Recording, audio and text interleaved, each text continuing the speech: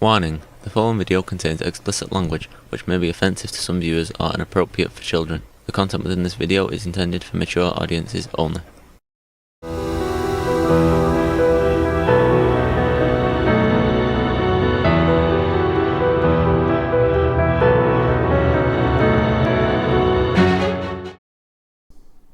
Hello and welcome to this video. I hope everyone out there is doing well.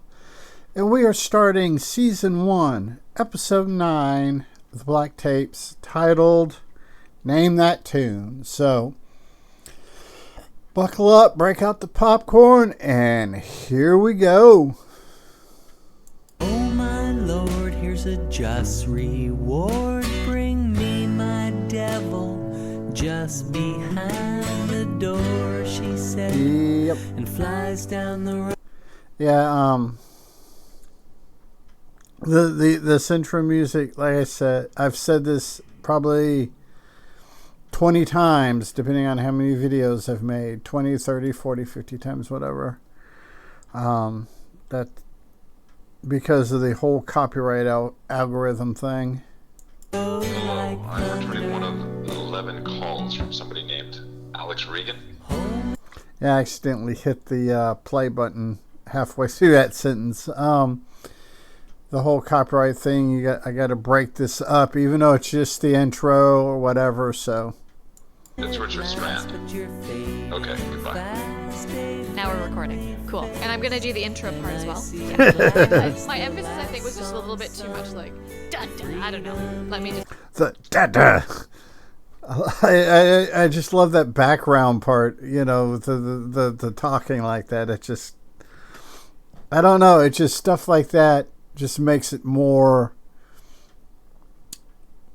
relatable. It's easier for the whole suspended disbelief thing at that point.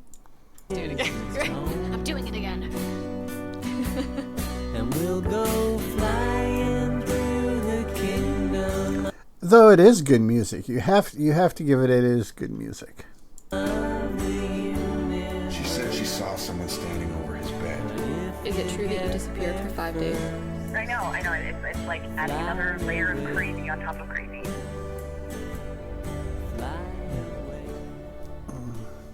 Welcome to the Black Tapes podcast. This week, we've got a lot of ground to cover.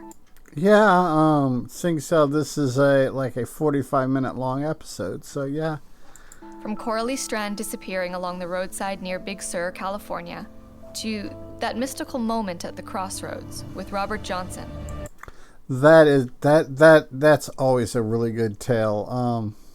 At the crossroads. I think it's Robert Johnson in the old jazz song about the jazz musician that meets the devil at the crossroad and sells his soul. Yeah, I think that's him. I don't know. I could be wrong. If you know right offhand, put it in the comments below.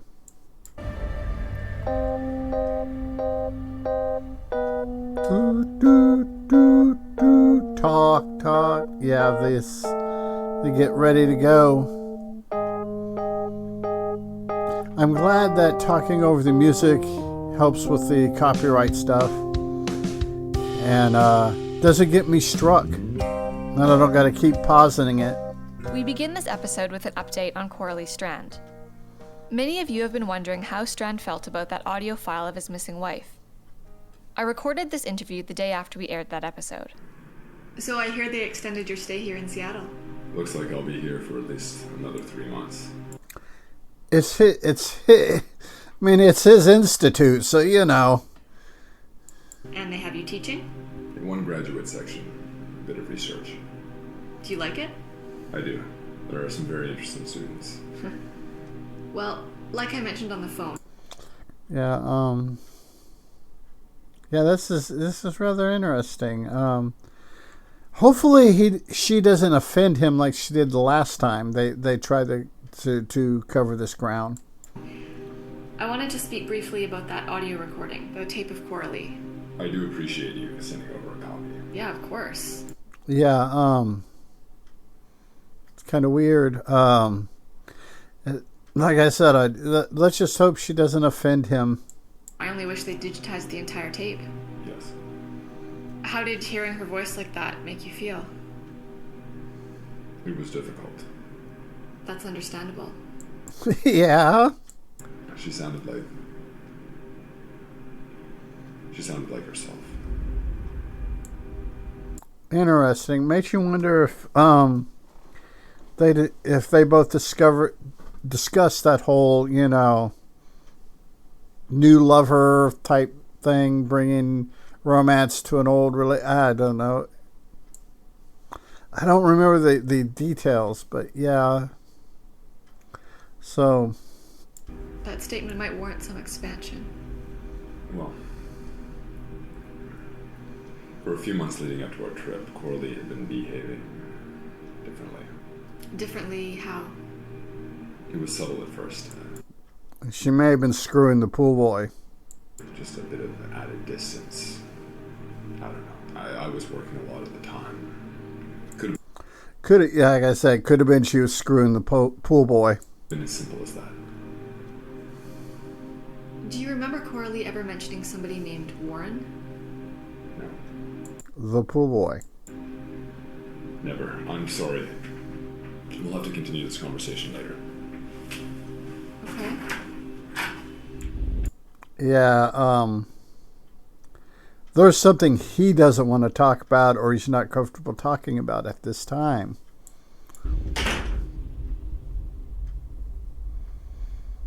It must have been difficult for Strand, hearing his wife's voice after so many years, but what about the other side? What about the Jacobsons' perspective? Strand did take off for 5 days, right in the middle of everything. But yeah, there is always the other side of the coin. There was nothing easy about any of this. Nick and I sat down to discuss where we were at in our investigation. So, what did you find out? Okay. Well, I spoke with every single friend of Coralie's that I could find, and Mrs. Jacobson has been actually really helpful. Oh, that's good. Great. She sent everything they got back from the police after Coralie's death, including a USB drive with a clone copy of Coralie's phone, a huge box of documents, and emails that were from that phone's connected account. Really? Yeah. Cool. Let's see what kind of threads we get to pull on here. That's amazing. It is pretty amazing. So, of course, no Warren in her contact list. Oh, yeah, that would be too easy. The email account link Of course. And it would make the show too short. to her phone only contained a couple of hundred messages, so that clearly wasn't her main account. But in the documents, we did find a faded printed email from a store in Lake Tahoe that mentioned a man named Warren Beauchamp. Ba-ba-ba-bum. Really? Really? And I reached out to the owner of that store, a woman named Tina Stevenson. Nick spoke with Tina Stevenson via Skype from Lake Tahoe, where she runs a grocery store / post office. Yeah, that's cool that stuff like that still. I imagine in the Northwest you still have a lot of that general store, post office type thing. The show in the 90s called Northern Exposure had a place that was like movie rental, post office, general store, and I like those little things like that. I think probably because they're not that frequent anymore, and all the places within realistic driving distance where I'm at, they're extinct. / bus station. Nick described Tina as huge smile, huge hair, and absolutely no filter. Sounds like my sister-in-law. So this is for the radio? It's a podcast, actually. A what? It's a kind of radio on demand. I don't know what that is. Yeah. The olders peoples. It's basically the radio. Could you please repeat what you told me about Warren Beauchamp? Again? Yeah, we're recording, so it's for our audience. Okay, alright. He's the locksmith we used to use around here. At the post office? He did work on the grocery side and the post office side whenever we needed doors or locks changed. That's cool. Okay. Well, like I mentioned on the phone, we're doing a story on a woman who went missing up around Big Sur. Her name is Coralie Strand. So why are you looking up in Tahoe? Because this is where the trail led us. Well, we're just following a lead. Oh, okay. You said something about an email? Yeah, I have it here. Other than the name of your store, the sender and recipient information is too faded to read. I wonder if it really is too faded to read, or he's just being nice. Here, near the middle of the message, after the details about new credit card information, it reads, Warren's coming in tomorrow. Okay. Can you see that? Yeah, can you just hold it back a little? Okay, yeah. At this point, Tina took a look at the message. She didn't remember any Coralie, but she said the message looked familiar. Yeah, let me see. This episode 2015, September 1, 2015, this episode aired. So, it's interesting just to put it where the tech levels and what was going on in real time or in our universe versus their universe. Try to get a scope for where this was when it came out versus where we are now. She opened her email and had a look. Yeah, here it is. I knew I recognized it. Do you mind forwarding that to me? Sure, no problem. You get it? Just a sec. Even now it takes a little bit. I mean emails are pretty fucking fast, but they're not instantaneous yet. Yeah. It looks like the same message. Yeah, it is. But this message is to a customer of ours named Lisa Graves. Right. You're sure it's not Coralie Strand? No, Lisa Graves. Could be a pseudonym. Who's Lisa Graves? She used to come in here pretty regular. She had a post office box. We had a break-in about 5 years ago. I had to replace all the locks. This was the message I sent her about the key replacement. Key replacement? Yeah. For her post office box. Nick took a look at the message. It was clearly sent to somebody named Lisa Graves, not Coralie Strand.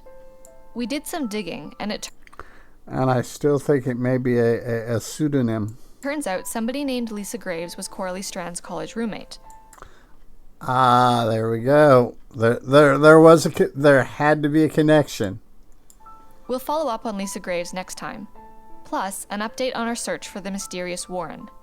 But right now, we are going to go ahead and call this video good. And until the next one, take care. Be a good human. Be good to other humans. Peace.